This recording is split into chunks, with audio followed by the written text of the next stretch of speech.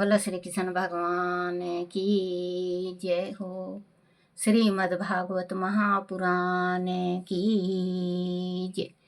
श्रीमद् भागवत महापुराण में तीसरा अध्याय भगवान श्री कृष्ण का जन्म। बोलो श्री कृष्ण भगवान की जय हो। श्री सुखदेव जी ने कहा, परीक्षित, रोहिणी नक्षत्र आने पर आकाश के सभी ग्रह नक्षत्र और तारे शांत हो गए। शुभ गुणों से युक्त अत्यंत सुहावना वक्त आ गया। देवकी और वासुदेव का अंतकरण पूरी तरह शुद्ध हो गया। आत्मा बिल्कुल उनका शुद्ध हो गया। भगवान के आविर्भाव का समय आ गया था। दिशाएं स्वच्छ एवं प्रसन्न थी। निर्मल आकाश में तारे जगमगा रहे थे। पृथ्वी पर स्वतंत्र मंगलमय वातावरण उपस्थित हो गया था। नदियों का जल शांत था। सरोवर में रात्रि में भी कमल खिले थे। वन में वृक्ष पर रंग बिरंगे पुष्प खिले रहे थे। पक्षी चहचहा रहे थे और भौरे गुंजार कर रहे थे। शीतल मंद और पवित्र आयु चल रही थी। ब्राह्मणों के अग्निहोत्र की कभी न बुझने वाली अग्नियां जो कंस के अत्याचारों से बुझ गई थी, सहसा अपने आप जल उठे। सभी देवगण आकाश में पुष्पों और वाद्य यंत्रों को पकड़े भगवान के जन्म की प्रतीक्षा कर रहे थे। किन्नर और गंधर्व मधुर स्वर में भगवान की स्तुति कर रहे थे। भगवान के अवतार का समय आ गया था। चारों ओर घनघोर अंधकार का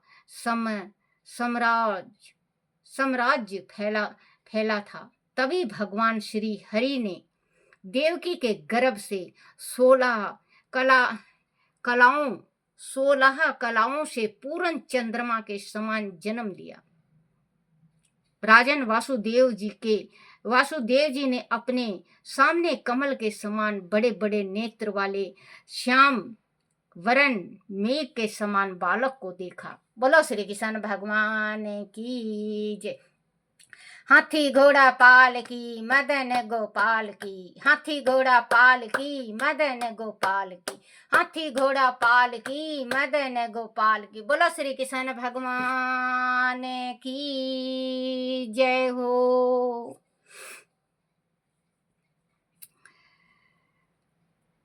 रক্তিम वासुदेव जी ने अपने सामने कमल के समान बड़े बड़े नेत्र वाले श्याम वरण मेघ के समान बालक को देखा तो वह देखते देखते रह गई। उसके घुंघराले बाल बिंबा फल के समान रक्तिम होठ, स्वस्थ और कोमल शरीर, पक्ष स्थल और स्वस्तिक का चिन्ह, हथेलियों में चक्र, पद्म, गदा और शंख के अद्भुत चित्र, गले में वैजयंती माला, कटी में करधनी और पीतंबर की लंगोटी पहने वह बालक सूर्य की किरणों के समान उद्भासित हो रहा था।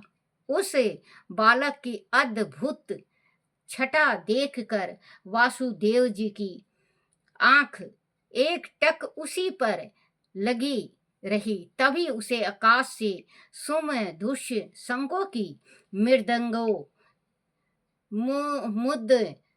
मुंदगरों की, वीणा की, बांसुरी बांसुरी और ढोलों की ध्वनियां सुनाई देने लगी। लग रहा था जैसे स्वयं के देवता भगवान के जन्म पर अपनी प्रसन्नता प्रकट कर रहे हों। वासुदेव जी का मन परमानंद में लीन हो गया। भादोपद कृष्ण पक्ष की अष्टमी तिथि को आध रात्रि में भगवान श्री कृष्ण का जन्म हुआ। श्री कृष्ण जन्म उत्सव मनाने की उतावली में उन्होंने उसी समय ब्राह्मणों को 10,000 गौओं को देने का संकल्प कर लिया। उन्होंने भगवान स्तुति करते हुए कहा, हे प्रभु, मैं समझ गया कि आप प्रकृति से परे साक्षात पुरुषोत्तम हैं। आप सभी बुद्धियों के एकमात्र साक्षी हैं। आप अतः अंतरमयी परमारथ स्वरूप और आत्मा स्वरूप हैं। आप समस्त क्रियाओं, गुणों और विकारों से रहित हैं। फिर भी इस जगत की सृष्टि, शीतलती और प्रलय आपके द्वारा ही होती है। तीनों गुणों के आश्रय और समस्त जीवों के आत्मा आप ही हैं। आप सर्वशक्तिमान हैं और सभी के स्वामी हैं। इस समय इस संसार की रक्षा के लिए आपने मेरे घर में जन्म लेकर मुझे कृत्य कर दिया है। देवताओं के आराध्य देव, हे प्रभु, यह कंस बड़ा दुष्ट है। इसे जब से यह पता चला है कि आपका अवतार मेरे घर में होने वाला है, तब से उसने हमें ये बंदी गृह में डाला हुआ है। उसने भयभीत होकर आपसे पहले होने वाले हमारे सभी बालकों को मार डाला है। अभी उसके दूत आपके जन्म का समाचार जब उसे जाकर देंगे तो वह शस्त्र हाथ में लिए यहाँ दौड़ा चला आएगा और आपको उठा ले जाएगा। परीक्षित ऐसा कहकर वासुदेव दुखी होने लगे। देवकी ने भी जब देखा कि उसका वह बालक अन्य सभी बालकों से विलक्षण है तो वह भी चिंतित हो उठी। वह वासुदेव जी से बोली, स्वामी, वेदों ने भगवान के जिन लक्षणों का उल्लेखन किया है वह सभी इस बालक में मुझे दिखाई दे रहे हैं। भगवान होते हुए भी मानव जीवन के सभी भौतिक लक्षणों से यह युक्त है। इस रूप में जो जन्म लेता है उसे की मृत्यु भी निश्चित है। मृत्यु का यह कराल मुख्य जीव को भयभीत किए रहता है। अपने इस बालक के प्रति मेरी चिंता स्वाभाविक है। वैसे तो भगवान हमारी रक्षा करने वाले हैं, किंतु इस बालक की सुरक्षा के लिए मेरा मन अत्यधिक भयभीत हो रहा है। आप कुछ भी कीजिए पर मेरे इस बालक को बचाइए। अनाथ कंस किसी भी क्षण यहाँ आ सकता है। यह मेरा अहो भाग है कि मुझे इस अद्भुत बालक की माता होने का सौभाग्य प्राप्त हुआ है। फिर भी मेरा मन बड़ा भयभीत है। परीक्षित उसी समय उस बालक के मुख से बोल फूट पड़े। वह बोला, माते, स्वयं मनु के काल में तुम्हारा जन्म हुआ था। स्वयं मनु के काल में तुम्हारा जन्म हुआ था। तुम्हारा नाम पिसिन था और वासुदेव सुतपा नाम के प्रजापति थे। तुम दोनों के हृदय में अत्यंत शुद्ध थे। जब ब्रह्मा जी ने तुम दोनों को संतान उत्पन्न करने की आज्ञा दी, तब तुम लोग ने इंद्रियों का दमन करके उत्कृष्ट तपस्या की थी। उस कठोर तपस्या में तुमने सदैव मेरा ही स्मरण किया था। तुम्हारी वह तपस्या देवताओं के 12,000 बरस तक चलती रही थी। उस समय तुम्हारी भक्ति देखकर मैं प्रसन्न हुआ था। तुम दोनों ने मेरे द्वारा वर मांगने के लिए कहने पर मेरे जैसा पुत्र मांगा था। मेरी माया से मोहित होने के कारण तुमने मोक्ष नहीं मांगा था। तब मैं तथास्तु कहकर चला गया था। उस वरदान के स्वरूप उस काल में मैंने तुम्हारे घर में जन्म लिया था। संसार में शील, स्वभाव, उदारता तथा अन्य गुणों में मेरे जैसा कोई नहीं है। तब मैं तुम्हारे पुत्र श्री गर्भ के रूप में गर्भ के रूप में विकसित हुआ था। फिर दूसरे जन्म में तुम हुई अदिति और वासुदेव हुए कश्यप। उस समय भी मैं तुम्हारे उपेंद्र नाम का पुत्र हुआ। तब मैं छोटा होने के कारण वामन रूप में विकसित हुआ। तुम्हारे यहाँ इस तीसरे जन्म में भी मैं तुम्हारे पुत्र के रूप में जन्मा हूँ। मेरी वाणी सदैव सत्य होती है। मैंने तुम्हें पूर्व अवतार का स्मरण कराने के लिए अपना यह रूप दिखाया है। तुम दोनों मेरे प्रति सदैव पुत्र भाव ही रखना।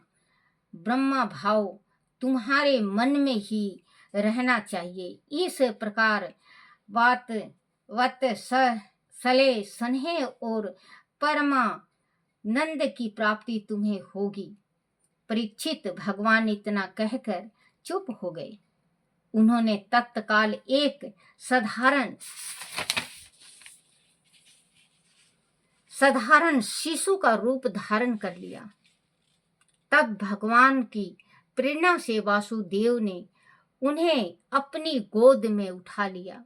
उसी समय नंद की पत्नी यशोदा के गर्भ से महामाया ने जन्म लिया।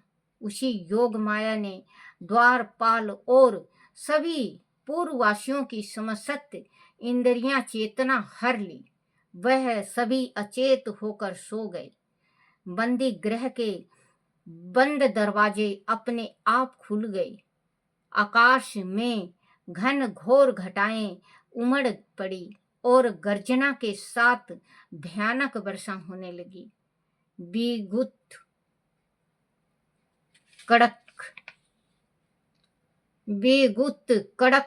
कड़कने लगी। यमुना का जल बढ़ गया। उसका प्रवाह गहरा और तेज हो गया। जगह जगह भंवर पड़ने लगे। वासुदेव बालक को लेकर निकले और यमुना पार करके गोकुल पहुंचे। वहां उन्होंने अपने पुत्र को यशोदा की शैया पर सुला दिया और उनकी नवजात पुत्री को लेकर बंदी गृह लौट आई। बंदी गृह में फिर पहले जैसे सी स्थिति हो गई। यशोदा भी नहीं जान सकी कि बच्चा बदला जा चुका है। बोलो श्री कृष्ण भगवान की जय हो। श्री कृष्ण गोविंद हरे मुरारी, हे नाथ नारायण वासुदेवाय, हे नाथ नारायण वासुदेवाय, हे नाथ नारायण वासुदेवाय। श्री कृष्ण गोविंद हरे मुरारी, हे नाथ नारायण वासुदेवाय, हे नाथ नारायण वासुदेवाय, हे नाथ नारायण वासुदेवाय। बोलो श्री कृष्ण भगवान की जय हो। अपने अपने माता पिता की जय हो।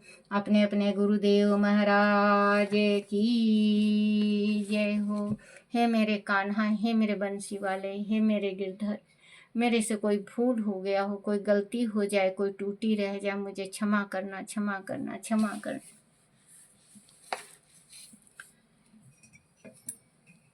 आरती श्री भागवत भगवान की है आरती, पापियों के पाप को है तारती। आरती श्री भागवत भगवान की है आरती, पापियों के पाप को है तारती। बोलो श्री कृष्ण भगवान की जय हो। श्रीमद् भागवत महापुराण की जय हो। लड्डू गोपाल की जय हो। नंद के आनंद होए रे कन्हैया लाल की, हाथी घोड़ा पाल की जय कन्हैया लाल की, हाथी घोड़ा पाल की जय कन्हैया लाल की। बोलो श्री कृष्ण भगवान की जय हो।